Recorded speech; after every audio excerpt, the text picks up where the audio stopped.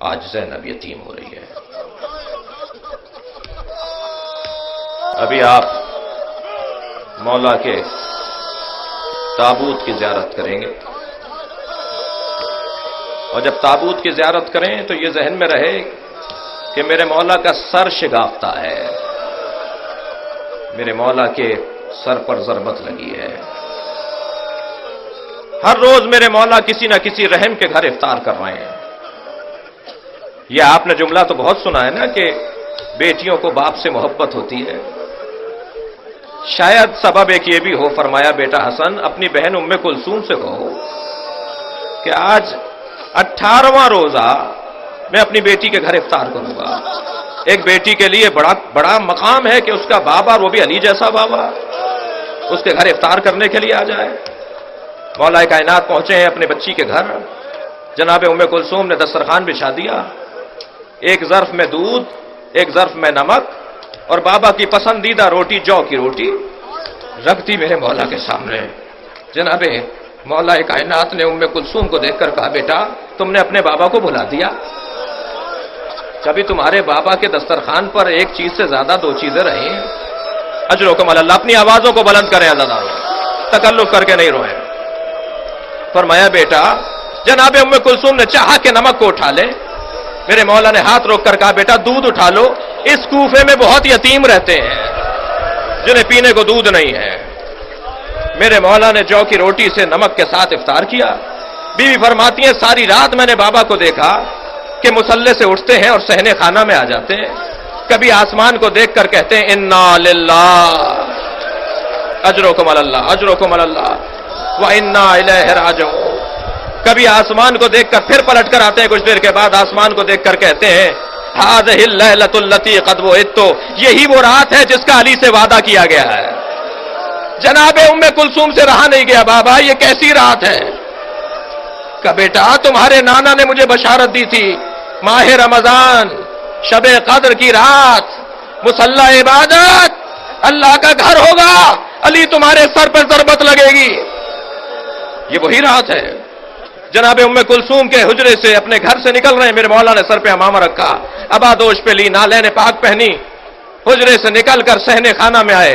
عزادارو آپ کے گھروں میں بھی، اور آپ نے دیکھا بھی ہوگا کہ پرندے، خاص طور پر مرغابیاں اور مرغیاں، تاریکی میں کونا لے کر بیٹھ جاتی ہیں، اندھیرے میں یہ جانور باہر نہیں نکلتا، لیکن جیسے ہی مولا کائنات صحن سے گزرنے لگے، بطخیں پر مارتی ہوئی آگے آ گئی، مولا کے سامنے آ کر کھڑی ہو گئی۔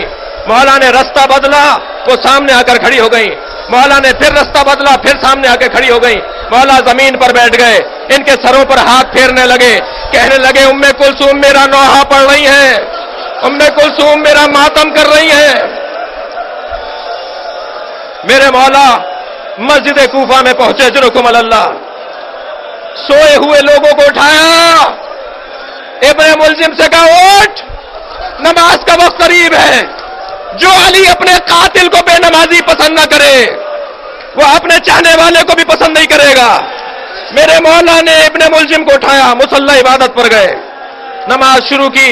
یہ واجب نماز تھی، امام حسن پیچھے کھڑے تھے، میرے مولا نے سجدے میں سر رکھا، یہ دوسرے سجدے میں سر جا رہا تھا کہ ایک مرتبہ فضا میں ایک تلوار بلند ہوئی، ظالم نے 1000 درہم میں خریدی تھی، 1000 درہم میں زہر لے کر اسے بجھایا تھا، میرے مولا کے سر پر ضربت کا لگنا تھا۔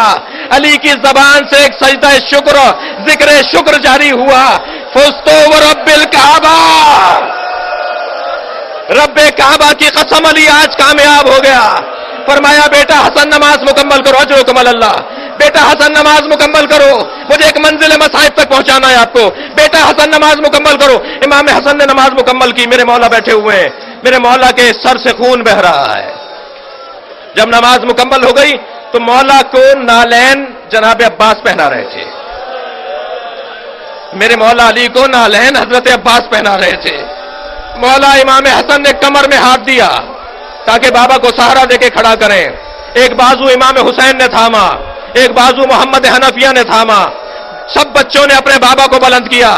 ابھی 4 قدم چلے تھے، فرمانے لگے میرے قدم سے مجھے چلا نہیں جا رہا، مجھے کسی چادر پر لٹا دو، مجھے گلم پر لٹا دو اور مجھے اٹھا کر لے کے چلو۔ जब चादर पर लिटाकर, गिलिम पर, कालीन पर लिटाकर मौला को लेकर चलने लगे तो मौला अली अलैहिस्सलाम ने, अज़ादारों गिरिया होगा इस रिवायत के ऊपर, जब मौला ने देखा कि हुसैन की आंखों से आंसू टपक रहे हैं तो मौला का हाथ पकड़कर कहा, बेटा हुसैन रो नहीं, बेटा कितने चाहने वाले आए हुए हैं।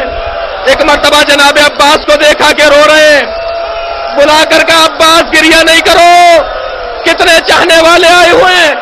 इमाम हसन से फरमाया, बेटा हसन गिरिया नहीं करो, देखो जो हक की खातिर जीता है उसे यह दिन देखना पड़ता है। मेरे मौला ने अपने बच्चों से कहा, गिरिया नहीं करो, सारे रास्ते जो अली बेटों को रोकता रहा, गिरिया नहीं करो, वो ज़ैनब को देख के रोने लगा।